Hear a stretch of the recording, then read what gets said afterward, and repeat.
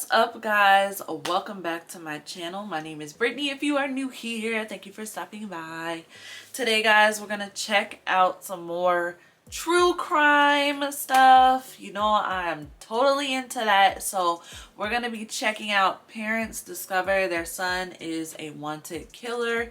If you don't like reactions to videos that have commentary in it explaining the situation, then you might want to click off of this one, but it definitely looks like a good one. So we're going to go ahead and get into this video. You're Brandon.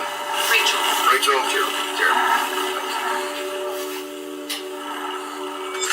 This is 21-year-old Brandon Reisner, standing alongside his two parents. For the last 6 hours, Brandon has been on the run from police after brutally killing his best friend. That's not his best friend then. You jumped the fence. Headed back towards Collingwood. And as Brandon's parents learn their son is an alleged killer, all they can do is pray as they patiently wait for their son's fate.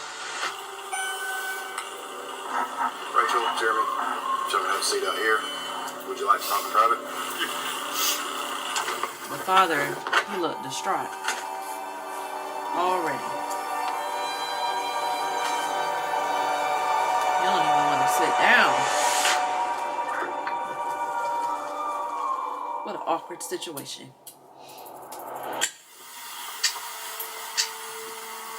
On a cold November morning in 2022, a ditched Toyota Prius would be discovered by officers in Rome, Georgia. Well, there's nothing. That's what I was looking for. There's nothing. I was wondering if that was a car. Why this car was ditched in the middle of a creek is something police were yet to figure out. Y'all don't think he's in there? No, I didn't know. Okay. Son's name's Aaron Davis. Supposed to be coming to Rome to see some friends and going to Alabama to see his girlfriend. I don't think he made it there. Nah, I wonder where why his car's down there. Crazy thing is, there's nothing. I mean, there was no acceleration. It's almost like it just Road off in there or something. Or somebody pushed didn't it. go all the way up in park or something. Yeah, I mean, there's lights on like it's, but it ain't running. I love how to see what was going on. He was out there changing out the trash. A tow truck would eventually come and lift the vehicle out from the creek, and upon searching the license plate number, they would discover it belonged to 21-year-old Aaron Davis. I wonder if they Luckily, the town of Rome, Georgia is relatively small, and officers were already familiar with the name. So, Lieutenant Sailors would give Aaron's father a call a few minutes later. Okay. Yeah, can you see if you maybe can get a hotel room? I love how country their accents are. Speed us down the car, a gang in there? Yeah, it's actually off in a little ditch. We're in the process of getting it out. I don't think there's anybody in it right now. Aaron's car being ditched is just as much of a mystery to his father as it is for the police. I know his father's However, heart he sunk. did have some useful details he was able to give the lieutenant following this call. The night prior to this footage, Aaron went to visit his longtime friend, Brandon Reisner. The two had been friends since middle school, and their friendship continued all the way through college. Aaron had just recently graduated from Brigham Young University, so his over 60-mile travel to visit Brandon was meant to celebrate the new start to adulthood. That's crazy. You went to go celebrate with your friend and he ever took you since out. Aaron had left for Brandon's house, nobody had heard from him, and his phone would go straight to voicemail. Can they ping it? All of these strange mysteries would lead Aaron's father to file a missing persons report, and an investigation to find Aaron would officially begin. First, and most obviously, police would give Brandon Reisner a call, as he was supposedly the last person to have been in contact with Aaron. Hey, I'm Lieutenant Sailors, Rome Police. You doing all right today? Yes, I am. I'm looking for my friend right now. Yeah, that's what I was calling about. You hadn't That heard is I have not. I've tried calling him, and it's just gone straight to crazy. voicemail. And I heard he was at Heritage Park, so that's where I'm at right now. So I'm looking around. Do you guys How know where people the can was? Yeah, it was take that somebody's ditch over life there. and then look When's the for last them. time you saw her? Ew. I saw him last night. we started drinking around like 12 noon. He started throwing up pretty bad. He told me to leave him alone. I guess I woke up around like 1 or 2 a.m. And that's when I saw that his car was gone. All right. Well, if y'all hear from him, let From us know. 12 noon to 1 or 2 a.m. Bye-bye. Brandon's That's a big story gap. made complete sense, and he even claimed to be actively looking for Aaron at the time of the phone call, as any good friend would do. It seemed like Brandon was clearly the person they needed to speak to gross. further in order to get to the bottom of Aaron's disappearance. So a few hours later, they showed up, unannounced, at Brandon's house to get more answers about what happened the night before. This Sorry, time, moving stuff face to around. face. Hey, what's going on? I'm Officer Albert, the Rome Police Department. We're following up on all this. Can you walk me through what's going on? Just make sure we're all on the same page. We started drinking around 12 yesterday. Yeah, it's you and Aaron, right? Yeah, meeting. Okay. Anyone else with you guys? And we went some bars, and I had bought some red wine. Yeah. And came back here, started drinking red wine. He doesn't drink too often, so Yeah. he had gone upstairs and was just puking everywhere to the toilet. Was like standing up and puking for some reason. And I went downstairs. How would you provide that detail? Doesn't need any help. I went downstairs, dropped a bottle, cut my pinky, and I went to the urgent care this morning, took a shower, went to bed, Okay. and then woke up 1 to 2 a.m. and his car was gone.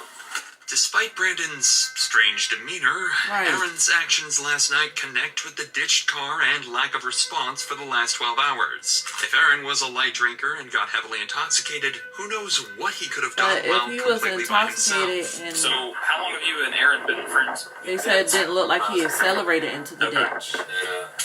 We became more like close friends, I'd say, like around freshman. We're still trying to find him. I don't know.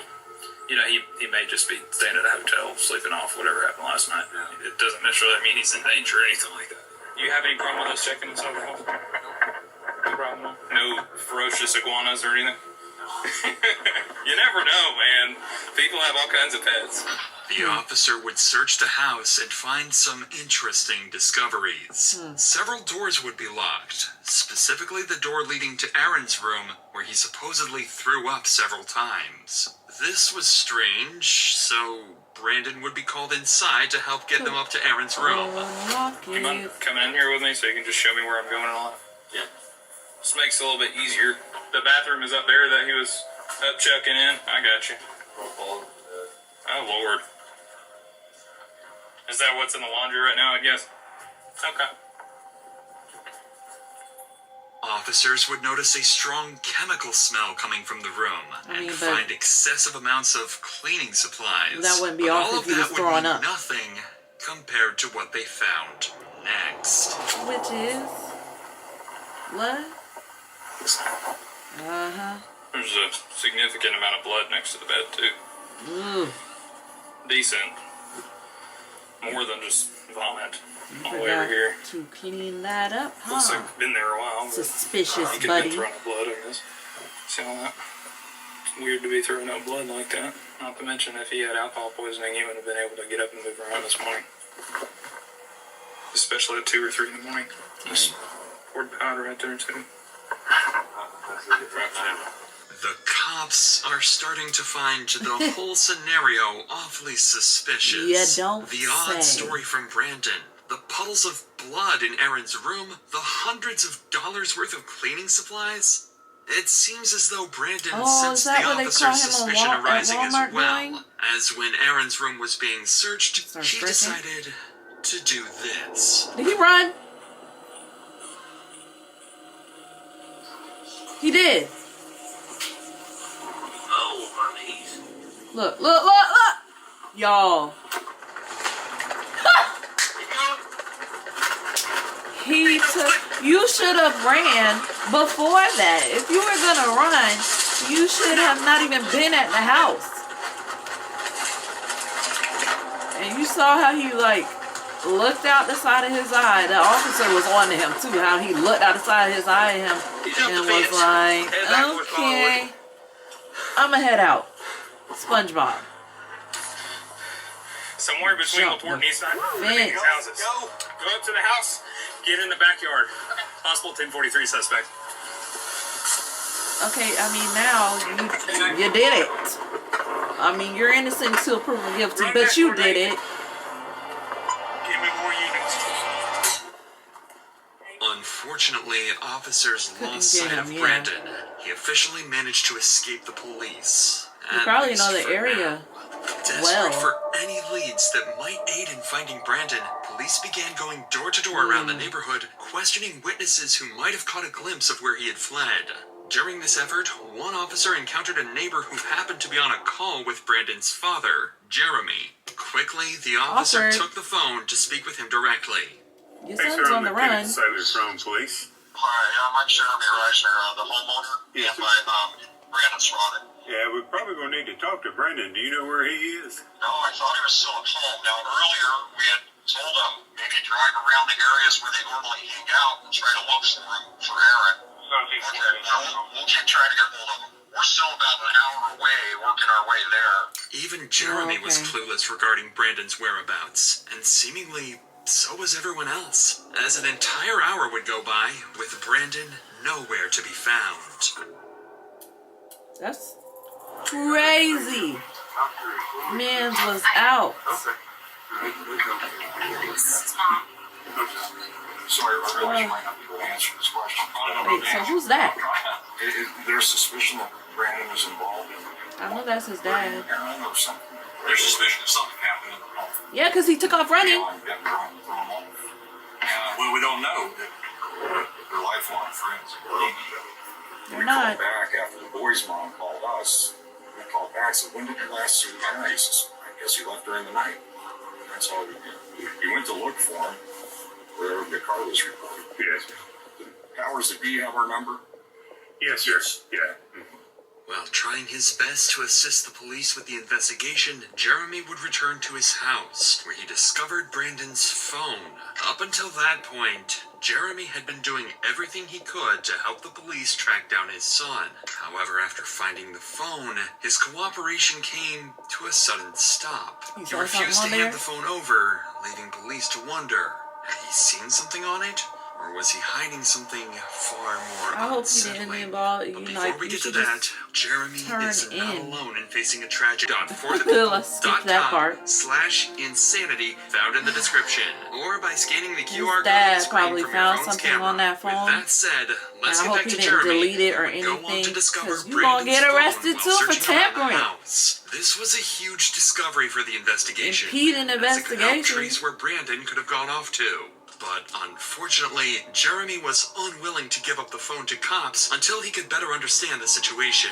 After all, Brandon is his son, and he is innocent until proven guilty. So giving up the phone But he's could be doing a tragic some really mistake. sketchy stuff. Again, hours go by with no further leads or clues as to where Brandon went. What Jeremy managed to find on Brandon's phone during this period will Is? forever remain a mystery. Really? However, when police I spoke to wanna him know. again, his demeanor would shift dramatically. Did he delete something Status. or what? Alright, so first of all, I understand you found his cell phone. That's right. You want to turn that over to us? Maybe.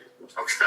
I do. My gut says yes, but at the same time, Yeah, I mean, we I don't know. we'll probably need to go through it and see at least maybe where he's been today. There is a significant amount of blood in that upstairs bedroom, on the carpet. But I wanted to be straight up with you. No, y'all come on, fine. Okay. I appreciate that. Do you have a warrant that would include the phone? No, we'd have to get one at some point. So we couldn't go Sir, into it without they that. just told you Some text a back bunch and of forth? blood was found Maybe somebody on. else, and that's him, you know. That was your son. No, I know. You know, I don't know what else in there. That so. was the I'm victim. not too as a I don't know, as a father, I understand that. I don't know. I would have to. I don't know. Something I'm a parent had too, so I don't know. changed. Whatever was on that phone had to be If disturbing. it flat The out officer like seemed to showed have that caught he on to did this as something to well. his friend, I probably would have to 'Cause turn he my doesn't know son's what's phone going in. on. Sorry. But he seemed a little shocked that we're at his house. You know, he seemed respectful in the sense that he was okay with us being at his house and doing what we needed to do. I couldn't really get a feel for him. He may just be covering for his kid. He's got to be. Him having the phone not being shattered tells me that his son handed it to him. So he found the phone, tells us that he found the phone, but doesn't want to give it to us. Oh, that makes sense. Because they didn't find the phone when they were in the house. Him asking for if anyone had seen Aaron. I wonder if this text were sent since we've been here, though. These officers were spot on with their theory. On the phone, Brandon would leave an detective array work of there. horrifying notes, such as, his scream became a gargle as he swallowed his tongue. I like dark places where my mind melts. It feels so good, and I feel so cool. My brain's disturbing. a waterfall running out of my nose like drool. I can turn myself on in the blink of an eye. They notified me as the smartest man alive. Disturbing, but it's not he would saying leave a that he to-do did list something. following the murder of Aaron. 1. Oh, Schedule wait a minute. last 3 songs. This was in reference to his YouTube channel where he would post his music. 2. Vacuum. 3. Laundry. 4. Shower in my shower. 5. Take bath. Shower Tomorrow. in my shower. 1. Text Rachel that Aaron threw up horribly. I think there was some blood in it. 2. I woke up and he was gone. Whether or not these exact messages were what alarmed Jeremy is unknown. It doesn't say that he something did it. on that phone It is creepy. made it clear to him that Brandon had killed Aaron. Oh, so And I just mean, an hour later, Jeremy would call police he's gonna bring detailing his that son he in? was with Brandon and that he was willing to surrender and turn himself in. So You see, 25 though? minutes later, Brandon and Willing, his parents or y'all arrive making at the him? station. You're with Brandon. Rachel. Jeremy. Thank you. so if that's his mom, has his mom been with him that whole time while the dad was filling everything out? Is what I, cause it didn't show her anymore after she was initially shown. So I'm wondering. Rachel, Jeremy. Show me how to seat out here. I'm gonna take him back Like, there. he grown. We'll talk, man. He grown. Would you like to talk about Y'all it? need to stay back. Oh no. You need to send somebody else in the body. And I know that that's I'll be right back out with you, okay? horrible.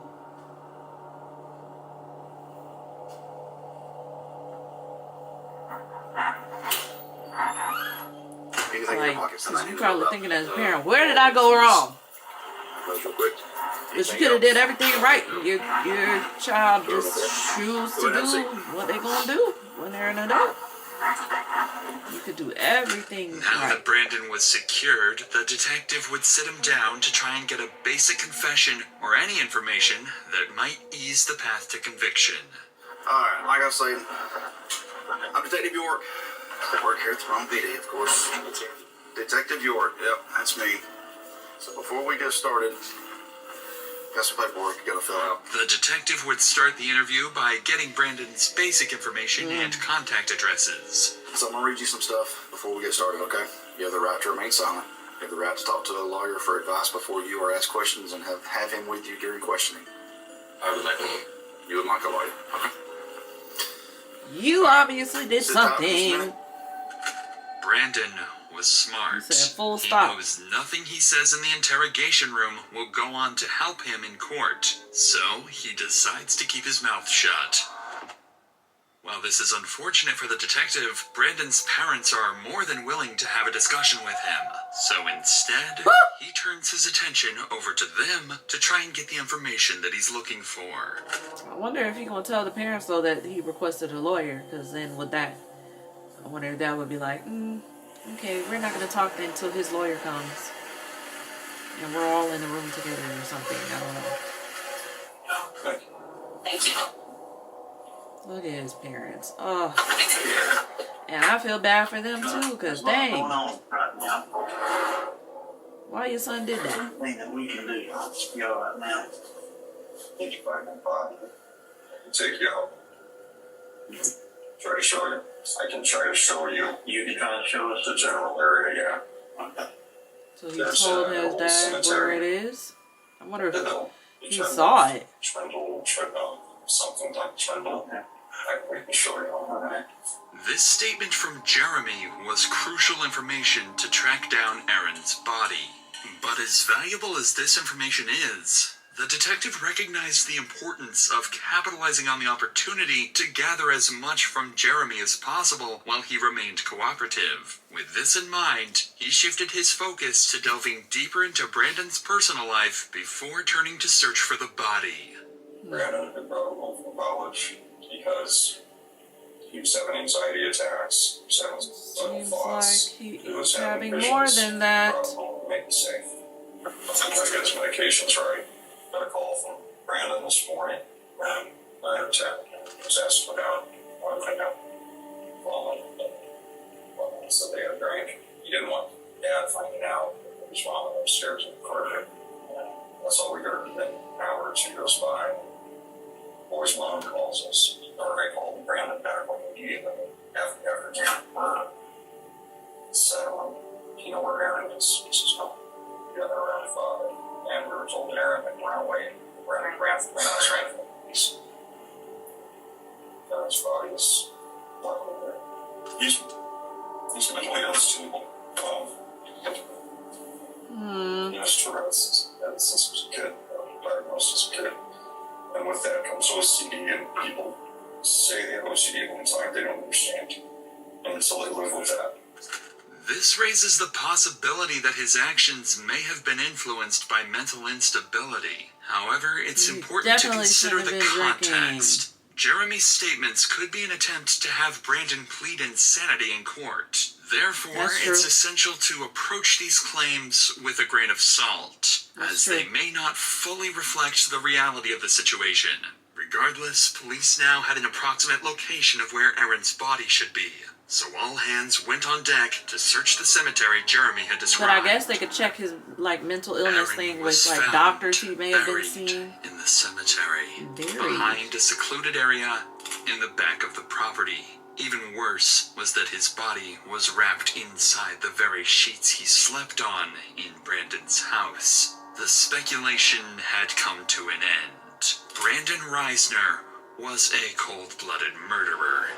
Right after this discovery, Brandon was placed under arrest for the murder of Aaron Davis and transported to the local prison. But the cops found his behavior very unconventional.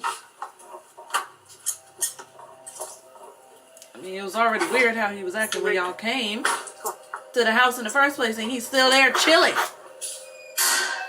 Go up to the counter, let them follow their instructions. This is proper. You got ID in here if you want. Me? No, we're talking to you. You got your ID in there. Yeah. Officers stated that Brandon remained eerily calm while being transported and seemed completely unfazed by the entire situation. And while Brandon had been successfully captured and the case had seemingly came to a successful conclusion, officers had one tragic duty to complete before the end of the day. Break the news to Aaron's parents that their son had been murdered. Any questions? No. Here? Oh no. I don't know a whole lot because I'm not. Been here doing all the research. No. Be specific.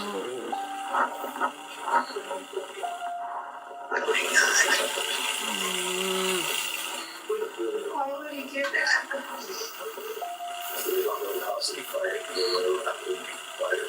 I want to know too. Why do that? We need my son. The family needs him.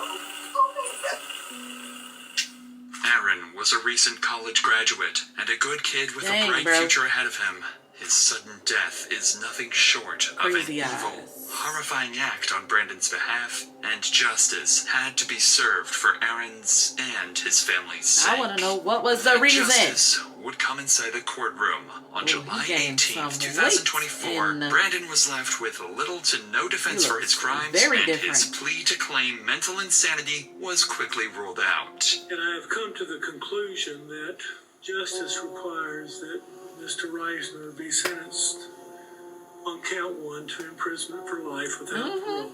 And that's what I'm going to do. He was sentenced to life in prison without the possibility of parole after pleading guilty to the murder and mutilation of Aaron Davis. Mutilation? In Macon County, Illinois, so police officers make a insanity.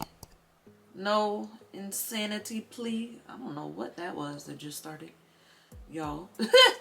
Anyways, I thought they were going to try and do an insanity plea, especially with his dad talking about his mental health issues and whatnot, and have to take him out of college to get his medication, you know, right.